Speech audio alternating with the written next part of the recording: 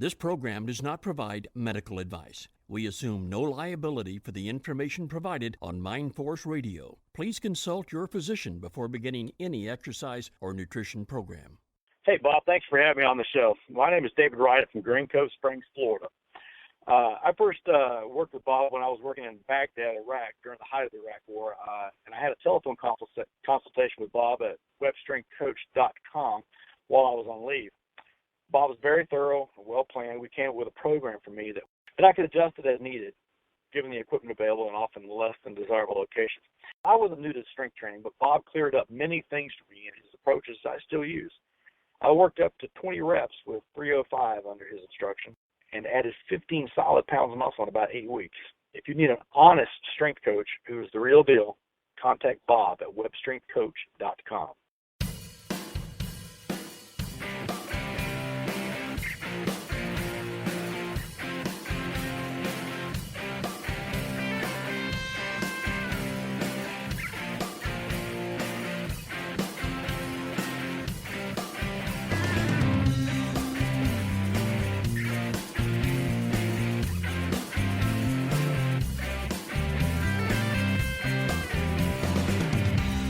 Direct from Mind Force Radio, this is Natural Strength Night with Maximum Bob.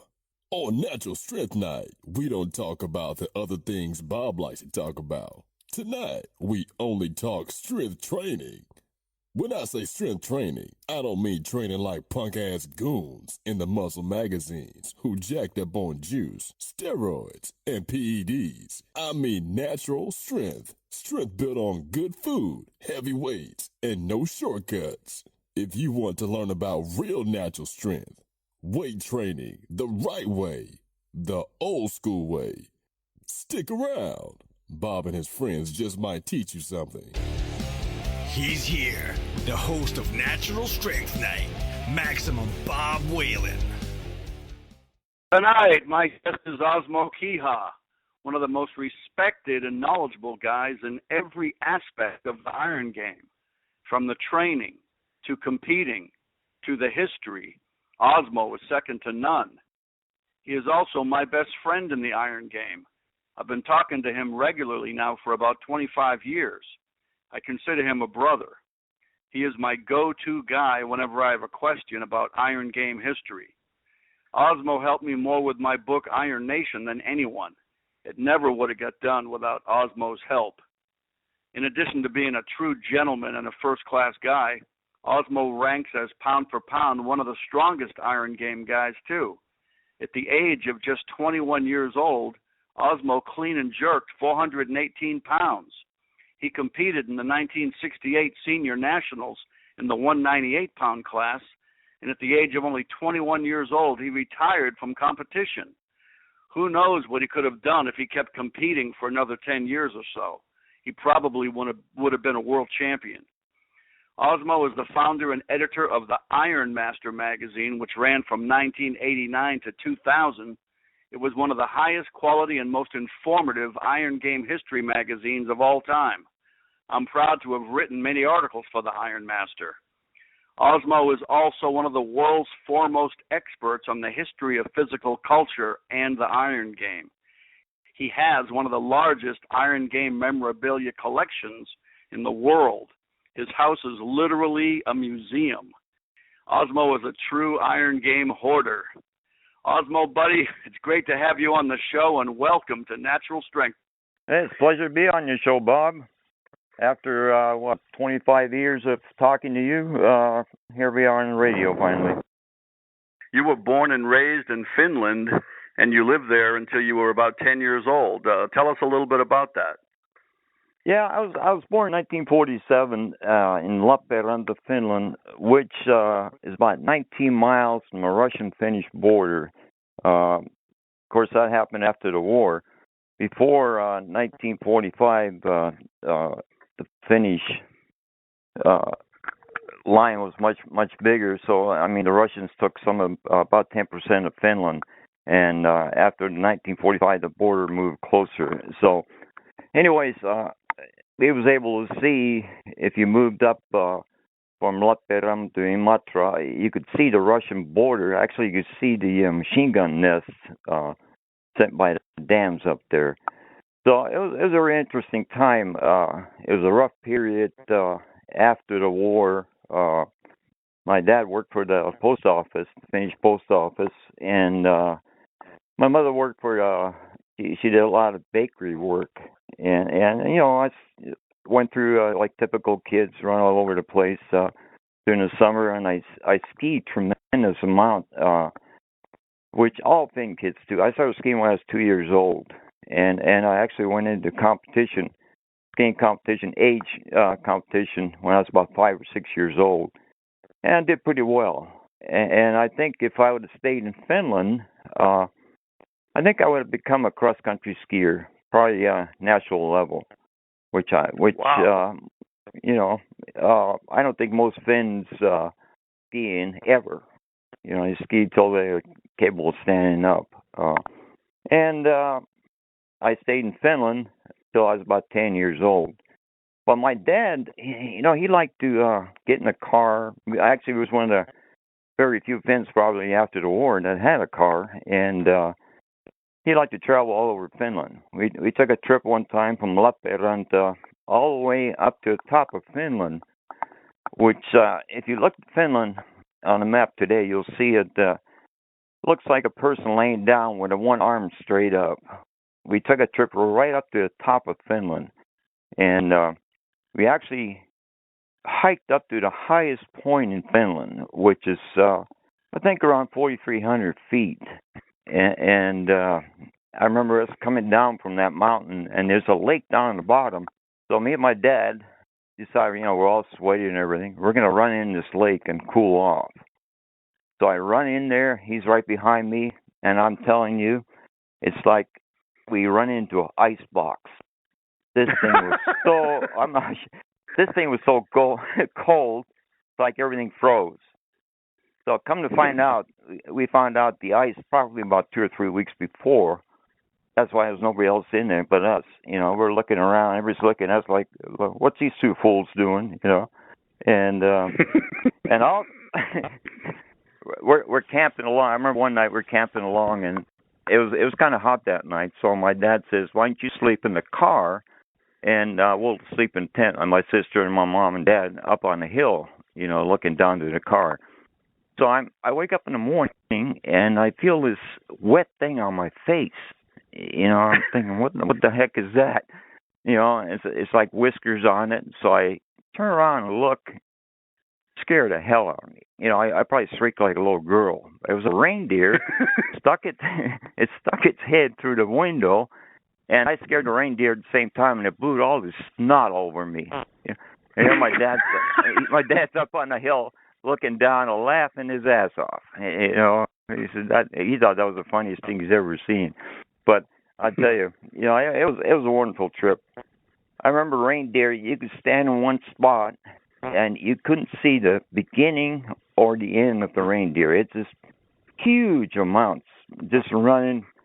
I guess the Laplanders were moving it from one place to another, but tremendous amount. It was a lot of fun. Finland was a real nice experience. Did you eat the reindeer meat? I tried it one time, and it was real salty. I don't know if that's the way they preserved it, but it wasn't to my liking. Maybe if you cooked it fresh, it might taste different. But I can say I tried it. But what are some of the biggest differences between the Finnish culture and American culture? The biggest thing with the Finns is, I'm looking back when I was a kid now. If you're in a grocery store and you're in line and you want to start a little side conversations with the guy in front of you, if you speak up and ask him anything, the guy will say, he'll look at you like you're crazy, turn away, and not talk to you. Finns don't like to socialize out of the average family area. So they're really hard to get to know, at least back in the old days. I don't know if they changed now today, but and Finns like to take the sauna. We when I was a kid, once a week we went and took the sauna. You know, you go in there and get all hot and bothered, and we used to run out and dive in the snowbank. Of course, this wasn't the this wasn't the public sauna. You know, this was private saunas. You know? And some guy, I remember my grandfather telling me they used to dig a hole in the ice, and he'd take a sauna, and then they'd dive right in the ice, in the hole, and swim in the lake, right through the frozen lake, and then go back in the sauna again. I never tried that, but diving into a snowbank, that's experience. If you don't have a good heart, I think you'll stop. How hot were those saunas over there? Yeah, I remember one time it got up to about 225 degrees. Wow. It's something you have to learn how to do. Otherwise, you don't want to get squashed in there, and people will keep you in and they won't let you out. So they're hot. They're hot. That's why the ice water felt so good after, right? Mm-hmm. Absolutely. Yeah. So Osmo, is Olympic lifting popular in Finland? It is, or was. I don't know how it's doing today, but in the 1960s, you had Kangasniemi and the Kaljärvis. Both were world-class lifters. Kangasniemi won the 1968 Olympics in Mexico City with over 1,100 total, and tremendous lifter, and especially his snatch. He snatched back then around 358 easily. Tremendous power. He used to say if his technique would have been better, he would have done much, much more. But I don't see how it could have improved any. Tremendous guy. And Kaljärvis, there was a whole bunch of, I think there's 4 or 5 brothers, all lifted, and tremendous lifters. The top Kaljärvis, I think he totaled around 10,065, somewhere around there in the 60s, which was a top lifter. So yeah, the Finns have a tremendous passion for it. Yeah. Yeah, before you came to the USA, you spent a while in Canada too. So you went from Finland to Canada, then the USA, right? Yeah, absolutely. What happened back after the war? A lot of Finns left. A lot of Finns went to Australia, Canada, and U.S. And my dad wanted to go to U.S. In fact, he applied to go there, but there was a quota how many people can leave the country and go to certain countries.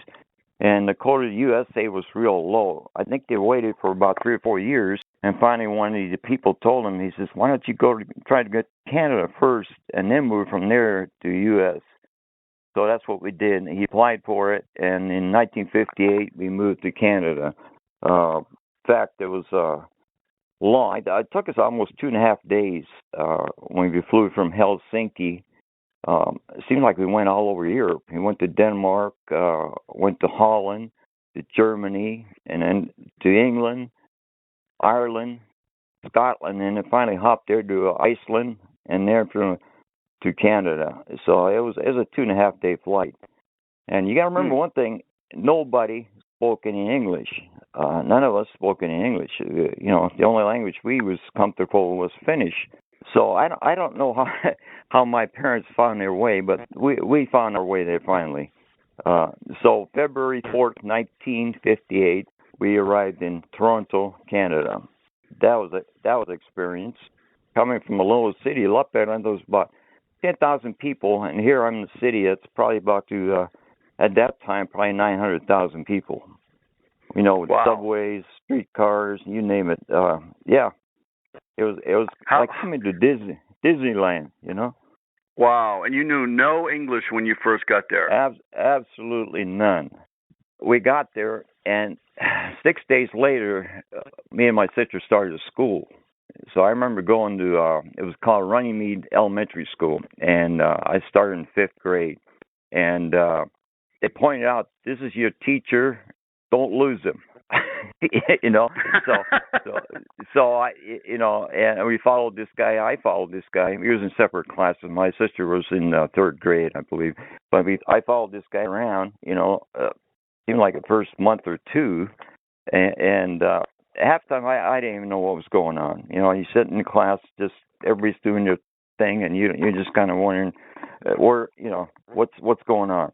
The funny part is, within 3-4 months, all of a sudden you start to recognize words, and within 6 months, I got to the point where I could almost understand everything everybody's speaking, and maybe able to speak a little bit myself. But it took close to a year till my English got better, and then of course it improved as time went on. But it was experience, And then you get bullied when you first come to a new school, speak the language, bigger kids all pushing you around, and which is I think it's normal, During my time in Toronto, I think I went to a different school every year. We spent 5 years in Toronto. We moved around a lot. You're trying to get a better place to live in. And so we moved around. I always had to start a new school. So I was always a new kid everywhere I went. So I got used to that. But the reason I got used to that is I started lifting weights. I got a little bit bigger than the rest of the kids and also stronger, So that helped out a lot. That was part of the motivation, right? Mm-hmm. Absolutely. Yeah. I used to read comic books, and back then, I didn't understand English, so I'd look at the pictures. Do you remember back at the comic books had Charles Atlas, George Jones, right? So, Osmo I didn't want to get sand kicked in his face from these wise kids. Absolutely not. Yeah, I looked at the comic books, and I'd get a dime from my dad, and I'd send them in, and then about 4 weeks later, you get these little booklets, it says, buy a course, and of course, being a kid, it said $35, we'll send you your course. Nobody ever had $35. I think my dad was making $35 a week back then, who knows. So then if you weigh it around, pretty soon, the course would cost eventually about $5 to $10, but of course, I didn't have that money either, but there was a lot of pictures on there. So what I did, instead of, going around buying weights, which I had no money for, I took out house bricks and cut a hole in them and put a broom handle through, made my own dumbbells, made my own barbells. And, house brick weighs about 5 or 6 pounds. So if you had enough on there, you can make some kind of a strength move out of it. And that's what I did, started working out. And then about a year later, my dad bought me chest expanders, like Whiteley put out those springs. I got 5 springs on it. Worked with them, and in 1960, my dad went out to Simpson and Eaton's, which was the bigger stores down in Toronto, and bought me a Weider Keep Fit dumbbells. They weighed 15 pounds piece, and I started working out with them. Things moved along, and then I worked with them and did push-ups and all kinds of. And then in 1961, I decided I turned 14 years old by then, and in fact, I tried to get into the YMCA workout, and they said, no, you can't lift weights till you're 16 years old. But the Jewish YMHA said you can lift weights at 13. So I joined with them. It cost me $10 a year, and started lifting weights and learned how to do the Olympic lifts, power lifts, and so forth, and did that till we moved to the United States. So it was an interesting experience back then. So you moved to California, right? Yeah, and my dad, like I said, as soon as we got to Canada, I think my dad applied to go to the U.S., so it took a number of years, and finally, the word came out that you can go and use your passports, and we moved to California. He had a small 57 English console, which looked like a 55 Ford. This is a small car with a 4-cylinder engine, probably about 50 horsepower. And we had this huge trailer behind, which was bigger than the car. So we put all our junk in it, and I had to leave my weights behind. My dad said they weighed too much. All my 30-pound weights and my springs and everything got left behind. But anyways, so we're driving into Canada. From Canada to the U.S., went through Detroit, and I think we got on Route 66 eventually and traveled through that. But I remember us going through Kansas with that big trailer, and the wind was blowing so hard, being flat, I think in Kansas you can stand on a box and see the other side, but the wind was blowing so the car couldn't get past 30 miles an hour. So we're pulling up traffic half the places. But eventually, it took us almost 10 days. We finally got to California, to Los Angeles, and first I remember we came through Las Vegas, through down that way, through the desert, and finally got into California, and all of a sudden you start seeing palm trees, stuff like that. It's nice and warm. Canada, I remember Canada was so cold sometimes, you hit 40 below zero. Of course, you know that. You live on the East Coast. So anyway, down to Los Angeles, beautiful weather. Very low smog back then in those days. And somehow we went through Santa Monica. I don't know how, I think we got lost and we ended up down in Santa Monica. So we could see the ocean at that time. And finally my dad found out, he was going to one of his friends, that we was going to stay with for a couple of weeks till we got situated. But, it was absolutely gorgeous.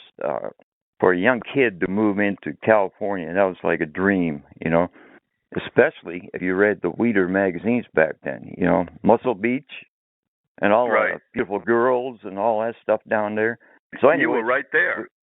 He was right there, and finally we got to this place where we stayed for 2 weeks, and then eventually my dad got an apartment building, and we got situated, and I went to Panorama City High School for about four months, and then finally got situated in Van Nuys, California, which is where we lived till I went into service. Very, very interesting times. What were some of the gyms when you first went to California and you had to leave your weights behind up there in Canada? What were some of the early gyms you trained at when you first moved to California? I actually didn't train at anybody's gym for any length of time, but I did go to one of Vince Carana's gyms. He had a gym originally in Van Nuys, California. Most people think Vince only had one gym, but Vince actually had 5 gyms at one time in the 50s. But he had a gym in Van Nuys, California, which was only about 2 miles from my house. And what he done is he sold his gym to Rex Rebel. He was one of the early physique champions. I think he ran some gyms in Honolulu, Hawaii at one time. But anyways, Rex had a gym down there. And so I went down there, and he looks at me and says, kid, you could be a Mr. America. Of course, I think he was saying that so he'd sign me up, Then he looked at my buddy and says, no, you'll never make it. You're too skinny. So so he said, you know what I'll do for you, kid? And he says, I'll give you 2 months of free gym time. And after 2 months, if you don't like it, you don't have to pay nothing. You just go on your way. So I worked out 2 months in Rex Rebel's gym right on Van Nuys Boulevard. No, it wasn't. It's on Victory Boulevard. A corner of Victory and Van Nuys, pretty close to that corner, and learn kind of how to do things that I didn't know before, especially towards bodybuilding. Because before that, I was more interested in Olympic lifting and powerlifting. So Rex kind of taught me how to do the bodybuilding exercises and so forth. And but one thing he installed on me, he says you got to get bigger. So, every time I read a magazine, especially Weeder magazines, it said, eat this stuff here and buy these supplements and you can grow 20, 30 pounds bigger.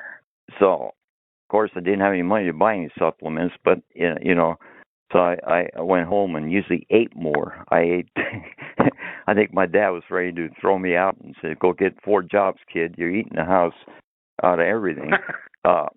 So I put on a lot of weight. When I got to California, I weighed about 160 pounds.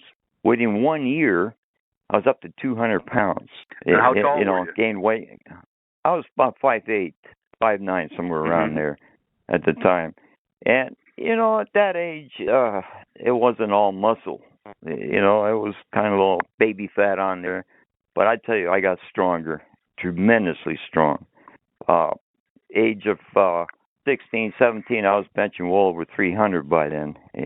But it wasn't a good thing to do. If I had to do it all over again, I would never do that. I would leave my weight where it was and let it slowly come up on its own instead of forcing it up. Anyways, I worked out at his gym for a while, and then we used to make trips down to Vince's gym, which was on Ventura Boulevard. That's after I got a car, And Vince was a funny character. The first time I went in there, and he looks at me and, do you want to join the gym, kid? I said, no, I'm here to look, and he just turned his back and walked off. He figured, I guess, there's no money in this dude. So, but I made a lot of trips. I remember one time I went in his gym, and he had all these books in his office. How to build bigger biceps, how to bulk up, and how to do everything. So I picked this book up. I'm looking at it. And Vince comes from the back and says, what are you doing? I said, this ain't a library. You don't come here and read books, and rips the book out of my hand and puts it back up on the shelf and turns around and walks off. So I figured, well, okay, buddy, So he went in the back. I took all his books and rearranged them all, put them all backwards and everything else, and walked out of the gym. But I've been there other times. He was absolutely the nicest person you ever want to run into. So I think it was just on the day you got him. I can imagine spending a lot of time in the gym. As you train people. Some days are not good days. So I must have hit him on some bad days and good days. Did you also get some equipment and train in your garage or something too? What I did is we lived in an apartment building, and I trained in the back. There was a little grass area back there, and eventually I had probably close to 1,000 pounds of weight, and I had the original 5-foot bar with the little sleeve on it, and a couple of dumbbells, and a bench. Of course, I had a bench press bench, and I trained in the back over there. I think I was nuts out there, lifting weights late at night, during the morning, and everything else. Eventually, some of the people in the apartment used to come out and, work out with me. Funniest part, one time I was back there and I was deadlifting, and I worked up to 400-pound deadlift, on exercise bar. Yeah, this little guy comes out of the apartment lived below us, and he was a carpenter by trade. He weighs about 125 to 130 pounds. So he comes up to me and says, "Kid, what are you doing back there?" I said, I'm doing deadlifts. He says, "What is that?" So I showed him what it was. So he goes at 400 pounds, no warm-up, no nothing, and hauls it up. I could not believe that. At that time I was weighing over 200. Just shows you some people are just strong without any training, from manual work. But, his body weight was unbelievable. And I was using 25-pound plates, which makes the bar even closer to the ground. So it was one hell of a deadlift for this guy. What was the guy's name? Do you remember? I remember. He's a Finnish guy, but I can't remember his name anymore. He wasn't a weightlifter, just a regular guy living in an apartment. But tremendously Oh, my God. So he didn't even train. Never trained his life. Never. Who had the most influence on your early lifting career? That's hard to say, but I think the most influence come out of Strength and Health magazines. Bob Hoffman. I used to read his editorials and his stuff in his magazines, and I think that kind of got me going more than anybody else. He used to put out, lift weights and you'll get healthy and you'll get big and you'll get strong.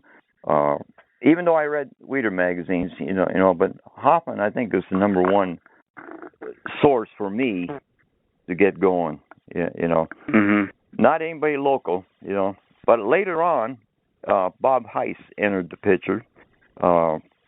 As I grew up, Bob was one of the top trainers, Olympic barbell, lifting trainers, probably in the United States at the time, and so he helped out, and I went from there. We'll be back with more right after this.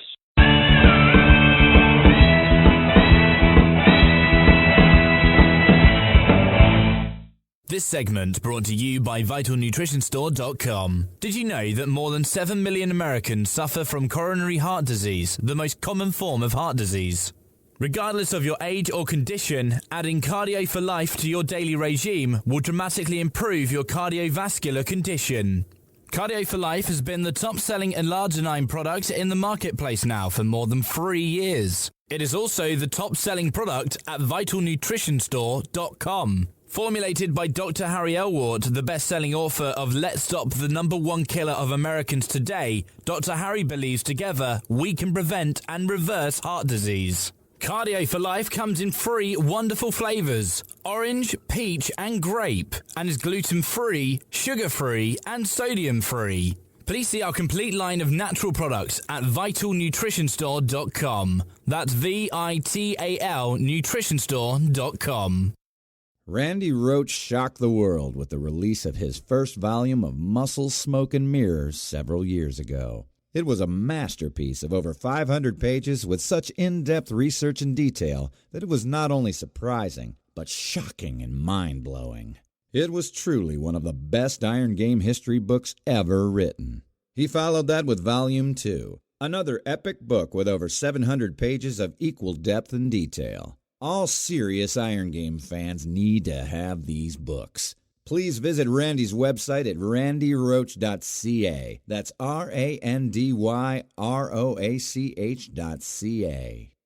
Listen to how Iron Game legend and the Iron Master editor Osmo Kiiha describes the book Supernatural Strength.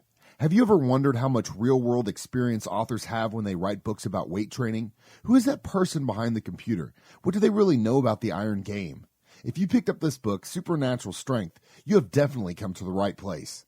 The author, Bob Whelan, has spent several decades in the Iron Game trenches training himself, competing and coaching in powerlifting, earning academic credentials too numerous to mention, and thousands of hours of training and instructing athletes and trainees of all levels at his Washington, D.C. gym since 1990. He's not only devoted his life to motivating and pushing people to heights they have never been to, but elevating the trainees' understanding why certain methods work better than others. Bob is one of the most respected and revered trainers in the business today. This book is sure to surprise and amaze you at the same time. Order now at supernaturalstrength.com. That's supernaturalstrength.com.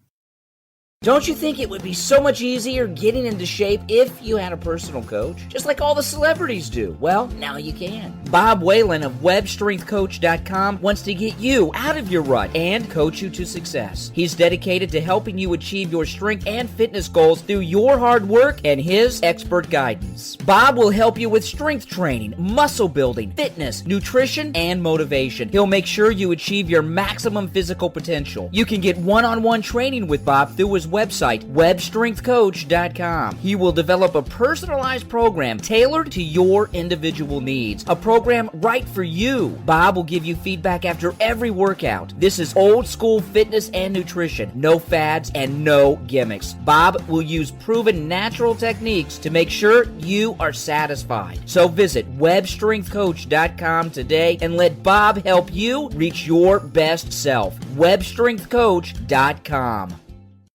Do you enjoy history without social engineering? Reading about our founding fathers? Economics from a capitalist perspective?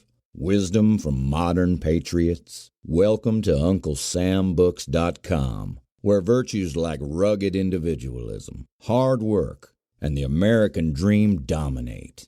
UncleSamBooks.com. Great books for homeschooling. UncleSamBooks.com. If you want to become as strong and muscular as possible with health in mind, and without lowering yourself to using steroids, the best advice can be found in the classic strongman books of long ago. These are the best books ever written on the subjects of strength training, weightlifting, strongman training, Iron Game history, and old-time physical culture.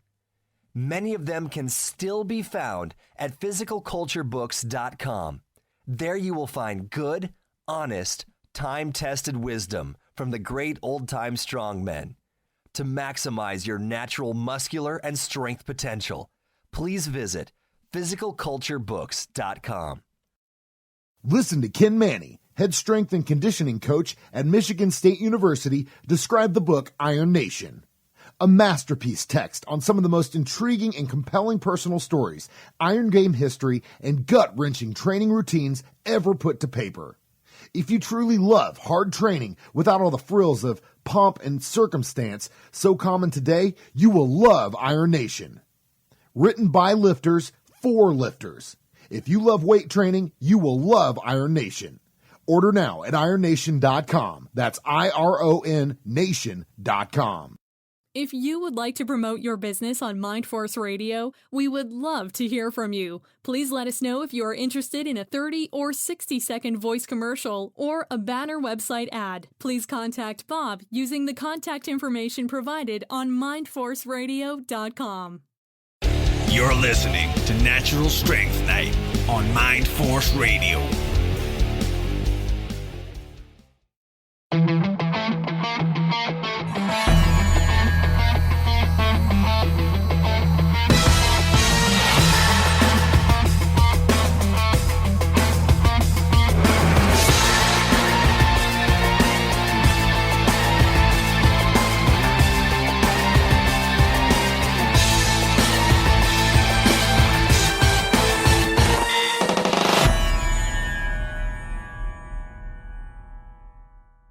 I know you went in the Air Force, then you also competed in Olympic lifting while you were in the Air Force, too. How that worked out, I started competing in the Los Angeles area in 1964, and I went through the junior contest and the novice contest and everything else and worked up to the senior contest. But in 1966, I went in the Air Force and went through boot camp and all that, and I got stationed in Victorville, California, and one day I was sitting in my barracks, and the guy comes on, hey, you got a phone call, and so I got on the phone. It was Homer Brannum.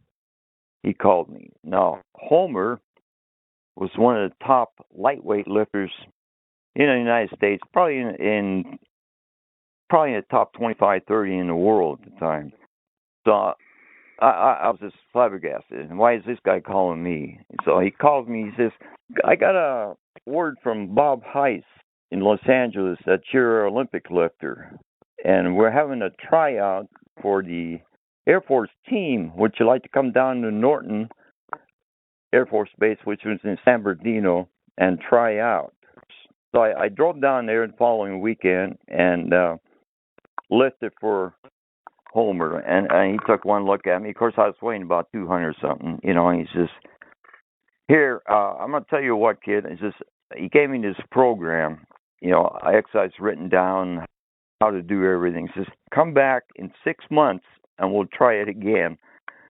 So I worked out on this program. I lost down to about 178 pounds because he had me running and working out. In fact, some of the workouts took 2-3 hours. Wow. Every day. Yeah. So when I first went down there, I think what I pressed? I pressed around 250, snatched 235, and I think I cleaned 290 and jerked it, somewhere around there, weighing about 205. And I guess he felt that wasn't good enough to do anything. So he sent me home. I came back 6 months later, and I pressed 260. I snatched 240 and clean jerked 300, weighing 181 pounds. So that's how I got. That's how I got on the team. And of course, Homer probably was one of the best trainers anywhere in the world. I think, in my opinion, he completely changed my technique and everything else. And that took a lot of doing. I'm telling you. When you learn how to lift by yourself, you develop all these bad habits. I was pulling completely wrong, way out in front, and you name it, I was doing it wrong. So we had to change the whole technique, and I worked out with, almost an empty bar for a good 6 weeks till I got the hang of the new technique, and then we went from there. I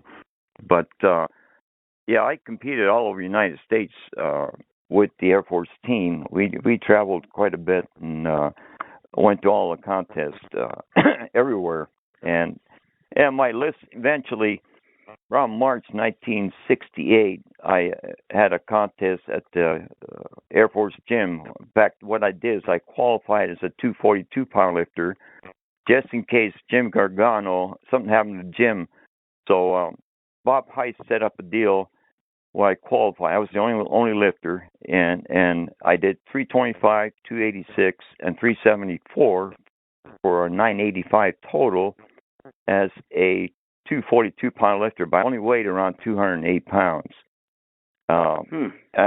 Also, by that time, I qualified as a 198 lifter. So, but my lift total went up almost from my 800 pound total to almost 986 in a period of less than 2 years. So it shows you how good a coach Homer was. By the way, that total would have placed me probably in the top 30 in the world at the time. And then I competed right after that in senior nationals. Things didn't go as well as I expected. Being the first huge contest or big contest I ever lifted in, I was kind of nervous and so forth. But I did 295, 270, and 360 for 925 in senior nationals as a 198 pound lifter. Yeah, I cleaned 380, and I was about to jerk it. I heard this guy say, "Oh, he'll never jerk that." So, I got kind of distracted. I missed a jerk. That went up, but it was a little bit to the front and came down. And so Homer says, that went pretty good. We'll take 390 next. I pulled the 390 in, but I pulled it so high it fell on me. You got to meet a bar, otherwise So it squashed me down, and I couldn't get up with it, so I had to dump it. That was my actual last Olympic lifting contest I ever entered. We had some problems. My father had come up, and so I couldn't compete anymore. But I think if I could have had 2 more years of training, I would have won the senior nationals, possibly the world championships down the line. Not being, but I think I had the ability, but this didn't work out that way. Now, your best clean and jerk, you put over 400 pounds over your head, right? Yes, I did. August 24th, 1968, at the Valley College in San Fernando Valley. It was a Saturday workout, and I haven't done any other lifts. I've been working on a clean jerk for the last couple of months after the senior nationals, and I went in there and I worked up to 360 real easy. I mean, the weight felt like it was nothing. So then I increased to 380. Same thing, went up real easy. Jumped to 400. I figured, well, never make that, But so I went out and got all pumped up and cleaned it, jerked it easy. Unbelievable. I couldn't believe it. So I told the guys, lower it to 410, and I'll see if I can make a brand new record for me. One that'll stand in my mind probably forever, because I probably never worked that heavy again.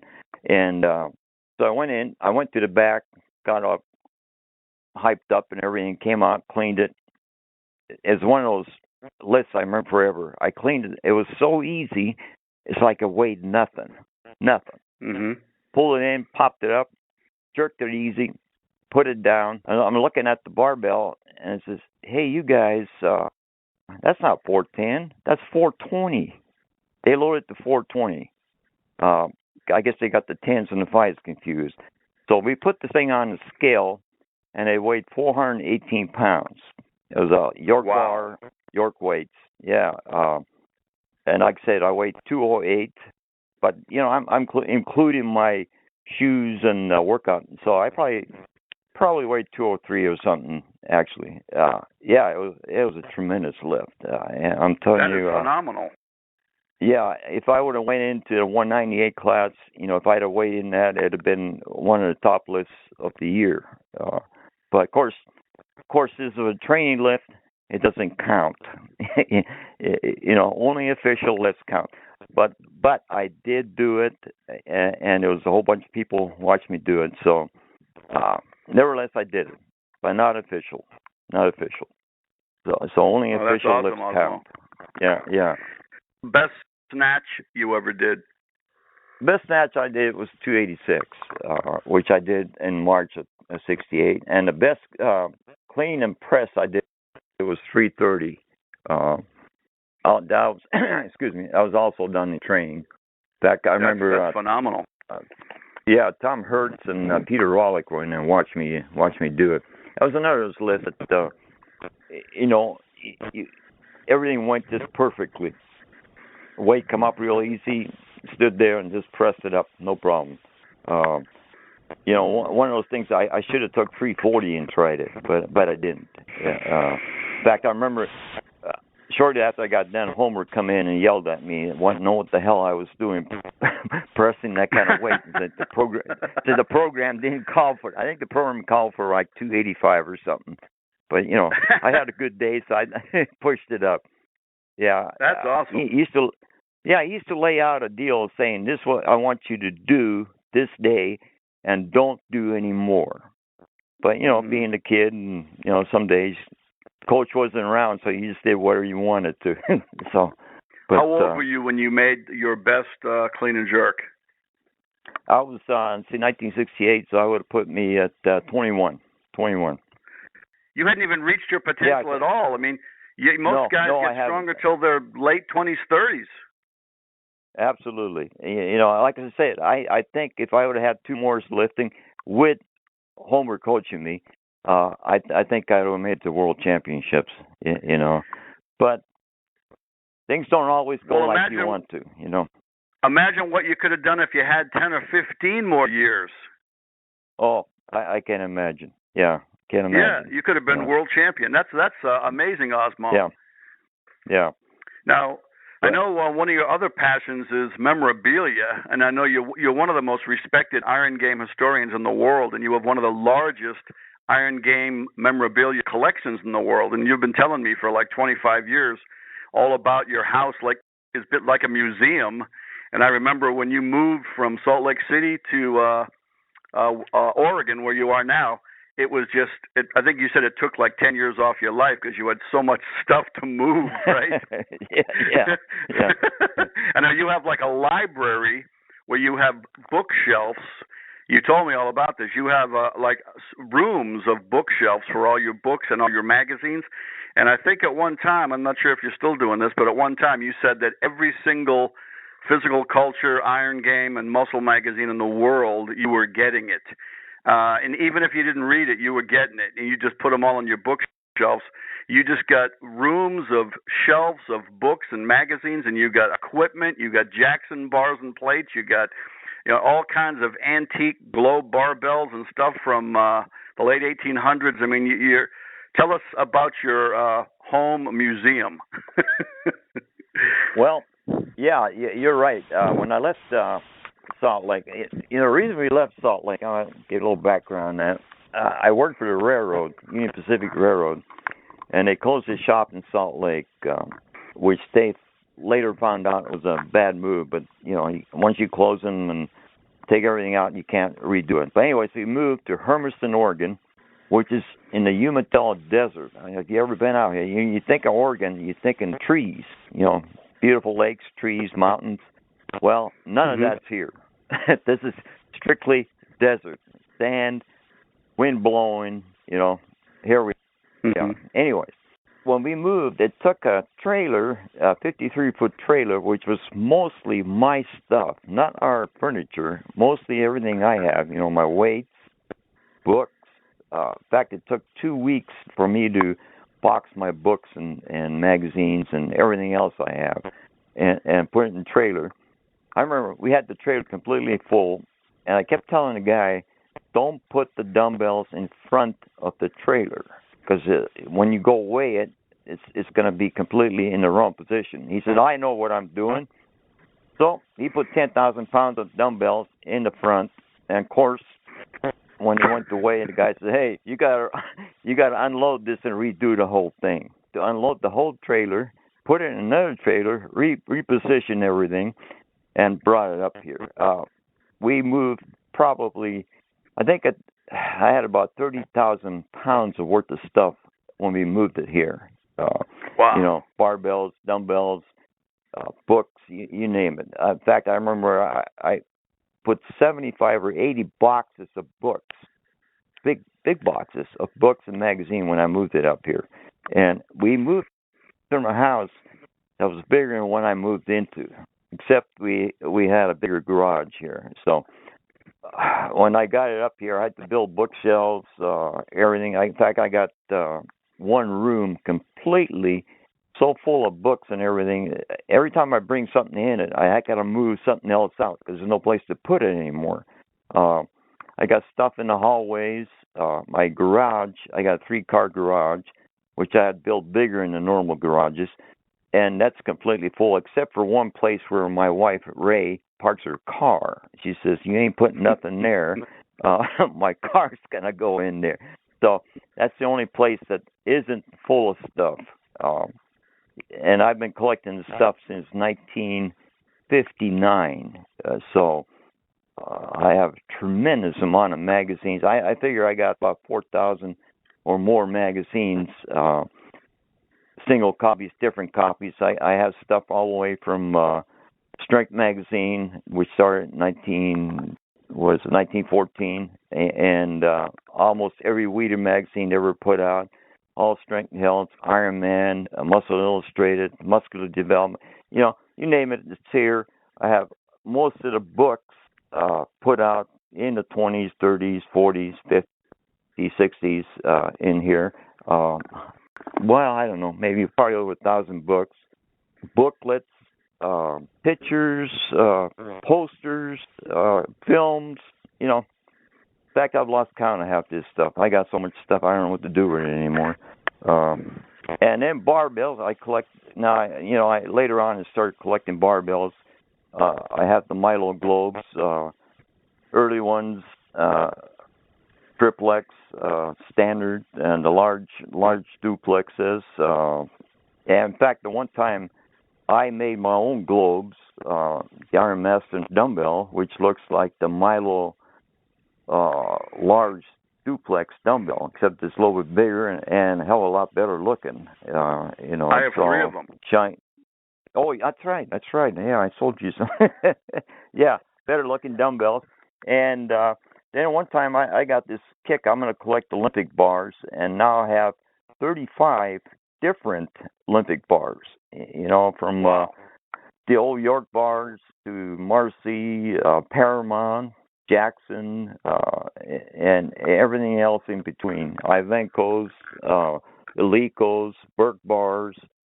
And I've been trying to catch up with some of the plates that go on these bars. So I do have a complete 1A Jackson set, which Andy Jackson made in 1959. And I actually have all the paperwork for that. So I know that he actually built this set, and it wasn't built in a machine shop somewhere. And I completely reconditioned that. So it's a beautiful set. So if you come in my garage, you can see how the weight game went from 1900s to today. I got something from each period on display, including York standard weights. In fact, I have a new Weeder set built in the 60s. Well, I call it new because I completely reconditioned it, and it looks like brand new. And like I said, everything's in. And also, I have this huge globe set that used to belong to Leo Stern, 22-inch globes, round globes, that Bill Pearl used to lift in his exhibitions. It weighed 308 pounds empty. Now, you can load this thing down to 1,000 pounds, I think. But the bar was so springy, when you pulled on it, about 7-8 inches, the globes were still on the ground. And then it would spring up and come up. So, according to Leo, it's only one person ever cleaned that. Not a continental clean, without touching the body, pulled it to his shoulders and jerked it over here. So Bill used to tell me he used to continental that thing up all the time and then jerk it. But, by the time I got it, my shoulders were so bad I never had a chance to try to lift it. But I could see where it'd be tremendous, cumbersome item to lift. But like I said, everything's here. I got everything. If you want to come and look at it, anybody in the audience that like to come down and visit, here we are, learn about history of the iron game. What do you consider some of your favorite, rarest pieces in your collection? Yeah, I think as far as my paper stuff goes, my Iron Man magazines from in the beginning. I have volume 5 on up. I have every Iron Man until John Balick bought the magazine. I think I would consider those my number one.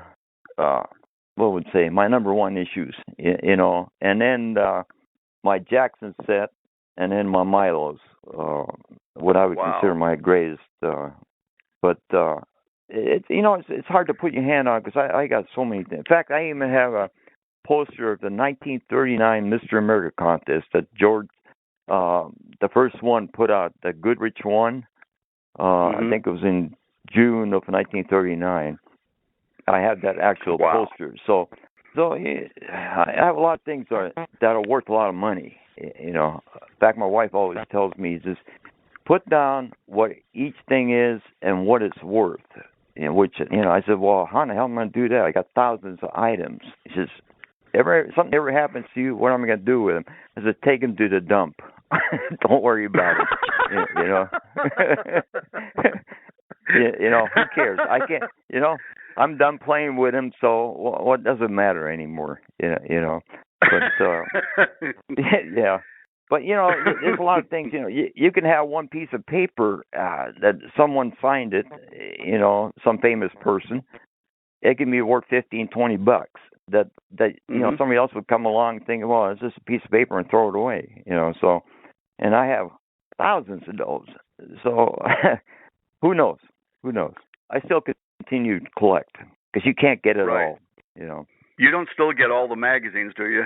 No, I kind of, I stopped at about 2000 something. I can't remember, about 2003 or 4.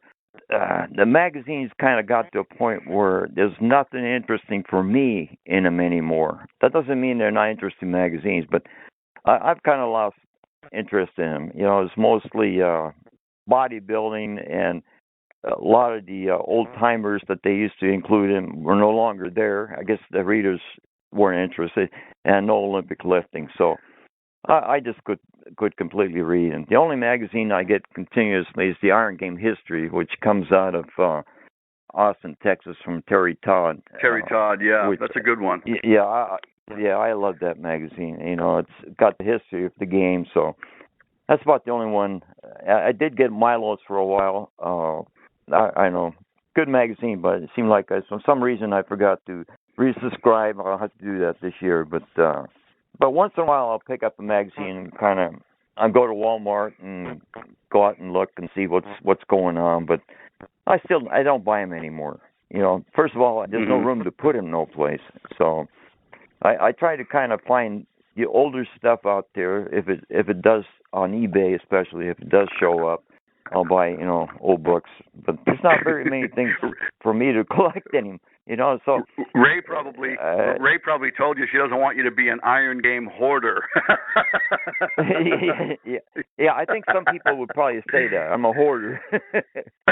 Yeah, you can't walk to your kitchen. But you got to step over magazines and books piled to the ceiling, right? Yeah, I even got kettlebells in front of the fireplace, so I loaded them to 75 pounds so no one would pick up and run off with them. But I think if I had to do it all over again, I would collect something else. Maybe gasoline pumps. In fact, I got one of those in the front room. Your very early Iron Man Perry Raider magazines, like the first oldest one you got, that really back then was probably like 5 or 6, or you tell me, just like photocopied pages or something, wasn't it? It was very small, Yeah, it was small. The first issues he put out were more like a photocopy. I don't know what the machine's called. I can't remember what it's called anymore, but it's like a photocopy, the first 3 issues. And they were poor copies. You could hardly read them. The first issue here sold, 4 or 5 years ago. there's only 3 known issues out there right now of Perry's first magazine. The first one was called Super Physique, and then he went to Iron Man in Volume 1, Number 2. That sold for $2,800. So wow.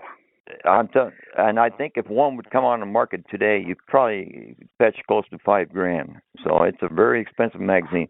But I do have. How many pages was that first one? I think it was like 10 or 15 pages. It wasn't many. Okay. But almost unreadable. He only put out 50 issues of the first magazine. So consequently, like I said, there's probably only 3 out there right now anybody knows of. Like I had the Volume 1, Number 5, and the issues got better. I guess he went through a printer by then. So the issues got better as they went along. By Volume 3, there was really nice magazine. Still the smaller ones. I think he went in about 1968. He remained as one of those little magazines, and then they kind of got a little bit bigger.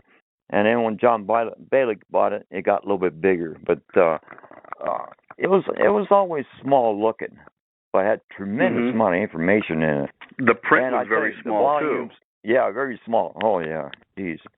If you was an old guy, you probably couldn't even see what the hell was written on it. You had to use a magnifying glass. But first 6 volumes today, I think they're all worth in anywhere from, like I said, the first one $2,800, $400 or $500 a piece. The first volumes, and from there on, probably about $75-$80. So tremendous amount of money in those first 6 volumes. If you collected them for that reason, I never collected anything because it was worth something. I collected stuff because I liked it, and I think a lot of people make the mistake. They collect it for the money, and then they turn around and try to sell it, and find out it wasn't really worth that much money to somebody else. And I tell you, you don't enjoy stuff when you collect it for money. I have a passion because I like this stuff. So, but it actually does go up in money as the years go by. So who knows what it'll be worth, say 10 years from now, or maybe it'll be worth nothing. Who knows? So I really don't care. Doesn't matter to me. Right. Osmo, we have time for one last question. You were the founder and editor of one of the best Iron Game magazines ever, the Iron Master, and it ran from 1989 to 2000. And I know from talking to you for 25 years how much work that was, and just you and your wife, Ray, did all the work. So tell us how that got started, a little bit about it and how much work it was for you and Ray. Well, how that started is when Bob Hise got the AWA going, and he asked me if I would run his contest in Utah, and I agreed to do that. So I figured I'd put out a little magazine to the people that would indicate what the contests were and how they came about. So March 1989, I put out the first issue, which was, I don't know, it wasn't too many pages, but I put that out, and all some people were interested. So I put out another issue and had a little more weightlifting stuff on it, and more people kind of interested.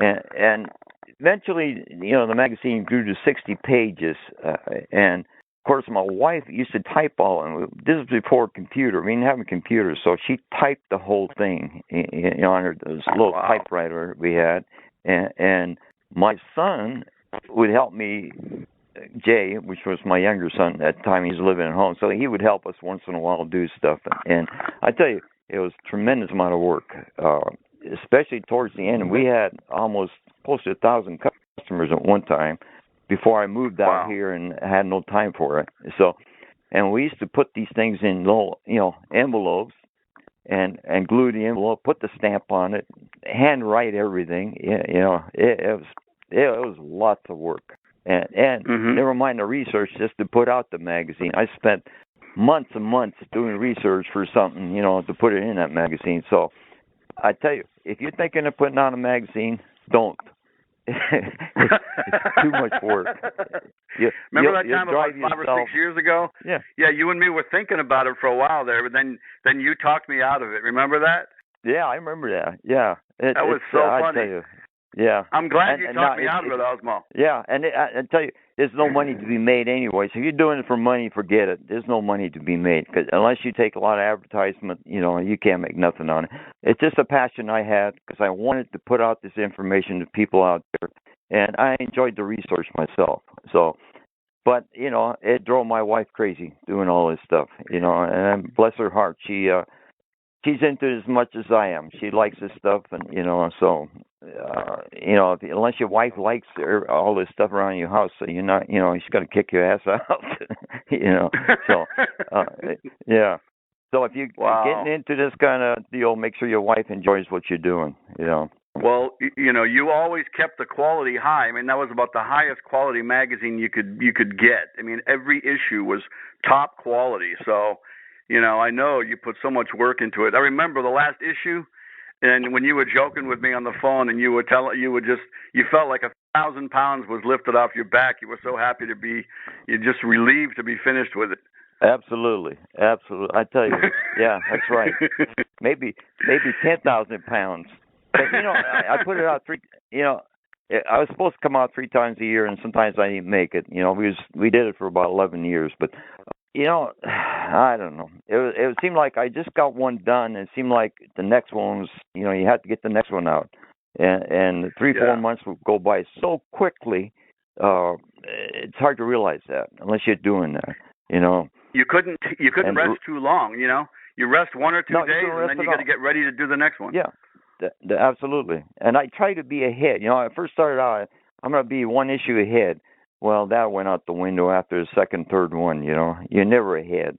You're always behind. So, like I said, don't do it.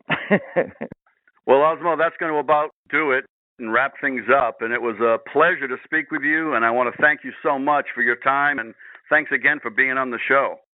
Thank you, Bob. It was a pleasure being on your show, and maybe we can do it sometime again, because there's a lot to discuss yet that I didn't bring up. All right. Thank you, Bob.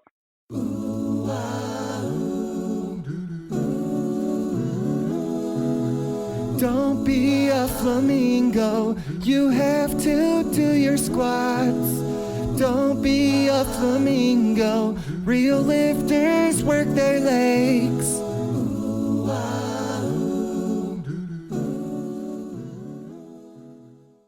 That's going to do it for this edition of Natural Strength Night on mindforceradio.com. Please bookmark that website, mindforceradio.com. Bob is always looking for new writers for naturalstrength.com who are old school, hardcore, write with passion, and have a strong anti-steroid stance. He also wants your training questions so they can be answered on the show. Please send your articles and training questions to Bob at mindforceradio@earthlink.net. Thanks for listening. See you next time.